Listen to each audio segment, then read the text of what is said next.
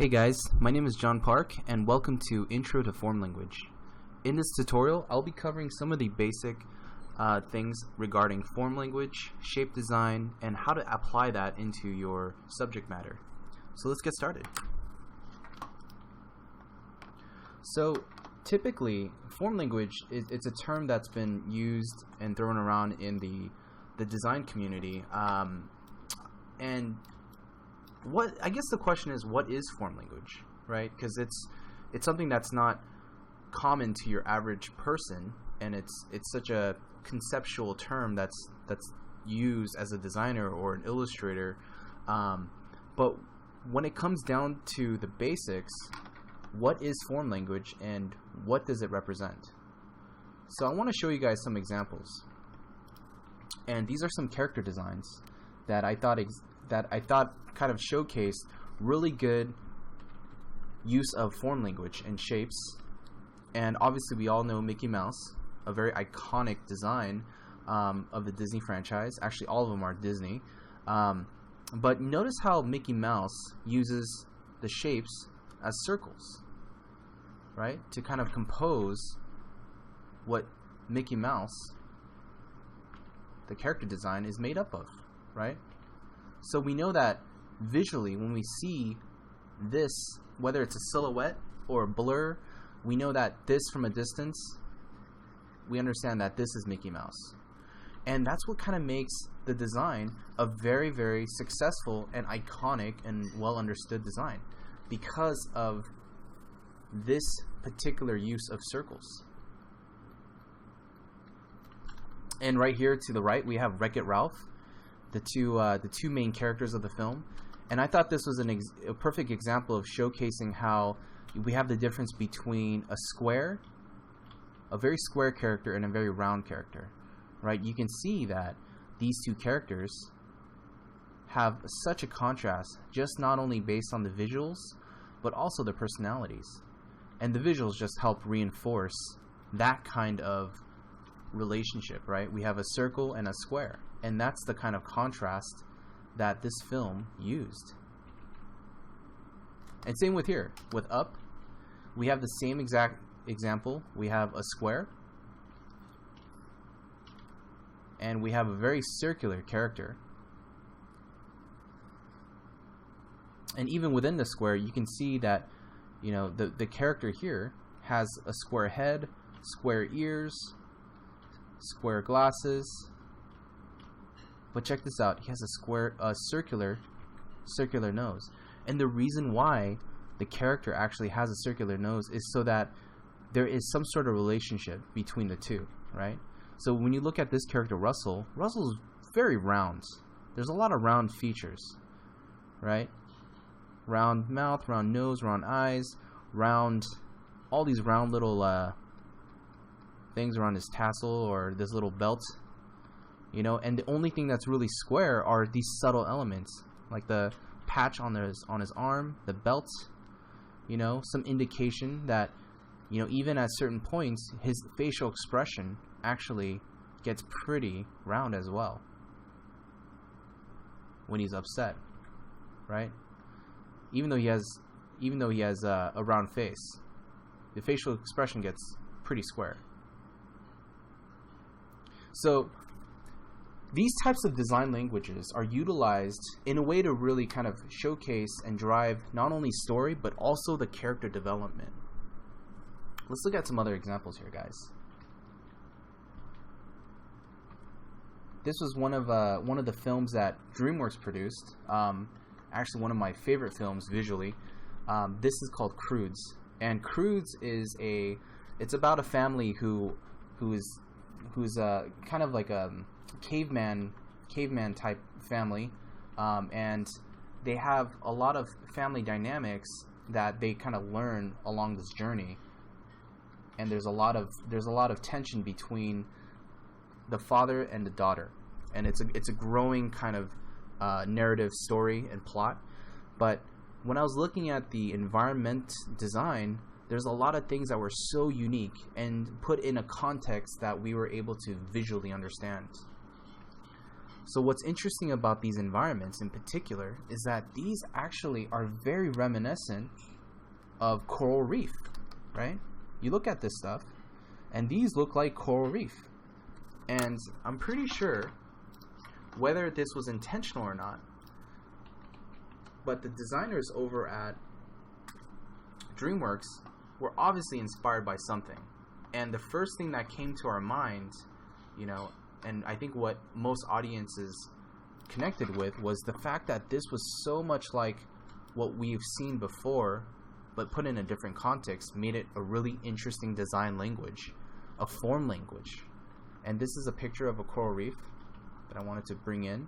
And just look at the similarities here, right? We're used to coral reef being underwater, but now it's put in a different context where it's in this barren kind of, you know, deserty type landscape, that it makes it a very interesting environment.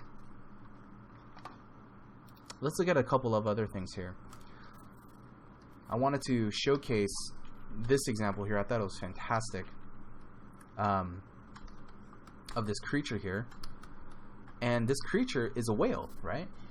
But look at this whale. It's out of water. It's completely not in what we think is an underwater whale. And also the shape language, the way they presented it with the moss growing on here, obviously it has kind of the barnacles, but it looks like a rock, right? And the first time that you see this creature appear in the movies, you think, wow, these are some big boulder rocks that are kind of moving around. But you look closely, and they're humpback whales, literally. So I thought that was a really interesting twist on the design. And I love these sketches that were done by Nicholas Weiss. And you know, I thought he showed not only a variety of unique shape design and also just variation, but the concepts that he created with, you know, trying to come up with really cool rock formations were so unique, right? And I know a lot of times we sit there and we think to ourselves, how do I make something look cool, right? It's like the number one most challenging thing that we can confront, right? And I truly believe that in order to achieve or have a good idea or come up with a good design or drawing, you have to have a really good idea, right? And Nicholas, he's someone that is very observant and very aware of nature and his surroundings, and I believe that he looked at lava formations, and if we just Google that, I just want to show you guys some examples of the types of lava formations that are very reminiscent to what he created. So look at this, guys. Like, look at those rock formations. That is so close to what he actually drew here, and the language and the movement and the shapes and everything is actually being translated very clearly in some of his drawings here.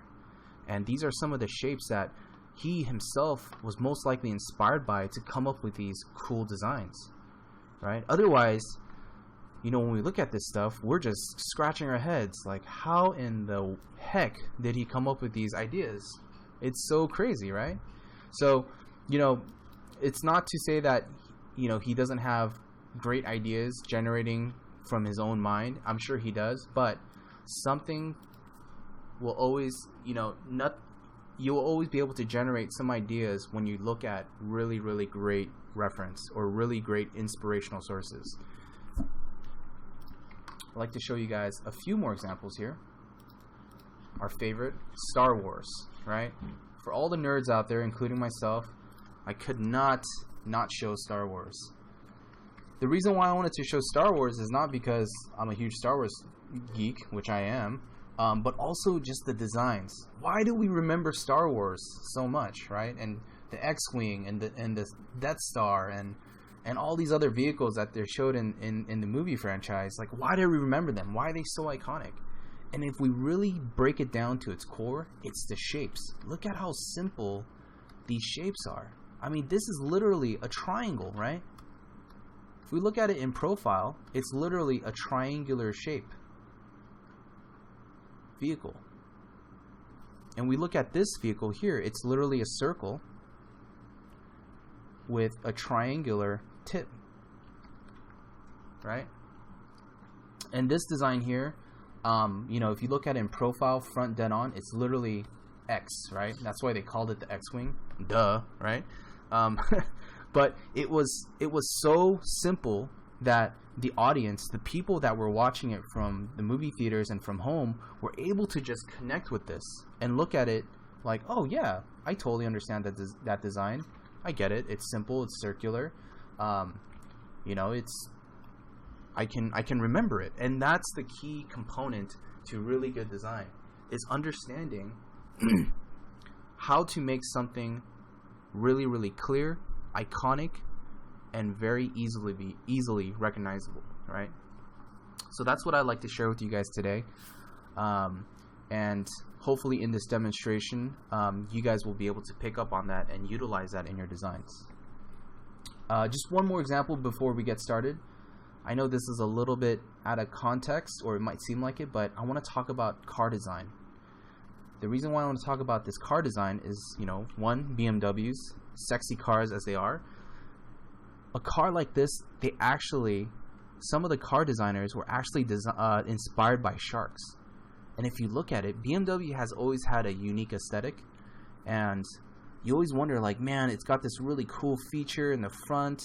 It's sharp, it's angular, it has all these really cool wisping lines. It has just such an aggressive feel. And if you look at sharks also have that same angularity and the same pattern and gesture. And that's something that I would like to talk and cover today as well, is how do we analyze this? How do we get this across into our own designs, right? And that's going to be the lesson for today. So, with that said, let's get started, guys.